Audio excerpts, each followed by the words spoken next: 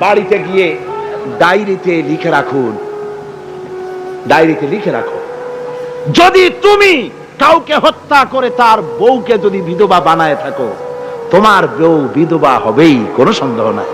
তুমি যদি কারো ছেলেকে এতিম বানায় থাকো, তোমার ছেলেকে আল্লাহ এতিম বানায় রাস্তায় ভিক্ষা করায় ছাড়বেন।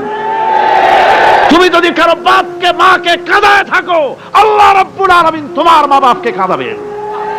তুমি যদি বেয়নটের খোঁচা দিয়া, ড্যাগারের খোঁচা দিয়া একটা মানুষকে যদি বুক ফেড়ে থাকো, তোমার বুকটা ঝাঁঝরা করে দেওয়ার মতো অস্ত্র আল্লাহ তৈরি করে রেখেছে। বিশ্বাস করো, বিশ্বাস করো। অননুমোদিত অস্ত্র থানায় জমা দিয়ে দাও, মসজিদে ঢোকো, নামাজ পড়ো, চরিত্রবান হয়ে যাও। তোমাদের প্রতি আমার উদাত্ত দাওয়াত, আমার বুক ভরা দরদ। তোমাদের বিরুদ্ধে আমাদের কোনো বিদ্বেষ নাই, হিংসা নাই, আছে কলিজা বড় দরদ। দেখতে পাচ্ছি জাহান্নামের দিকে যাচ্ছ। এ পথটা কোন দিকের পথ? যারা বলেন কোথার পথ?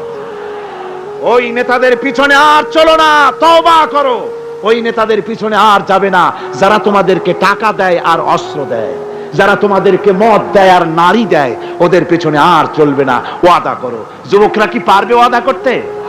ওই সব নেতাদের পিছনে জীবনে আর যাবে না। ওয়াদা করতে পারো? হাত উঁচু করে দেখাও যুবকেরা। সুতরাং ইসলামকে জমিনে টিকিয়ে রাখার জন্য চাই সংগ্রাম।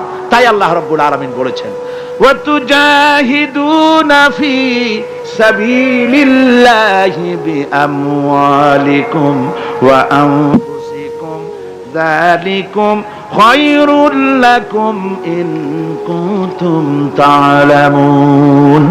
আল্লাহ পাক বলেন, আমার রাস্তায় জিহাদ করো, জান দাও, মাল দাও, জান দাও, জিহাদ করো, এটাই হলো উত্তম কাজ। যদি তোমরা ইসলাম বুঝে থাকো, এটাই তোমাদের জন্য কল্যাণকর।